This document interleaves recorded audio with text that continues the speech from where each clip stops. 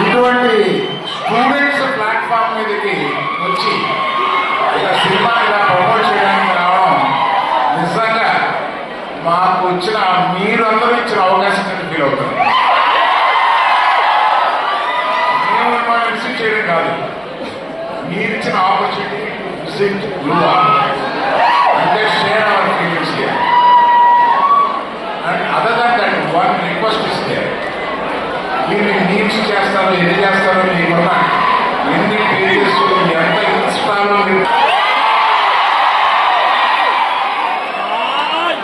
ఈ సినిమాలో అంటే ఇంత ఎర్లీగా చెప్పడం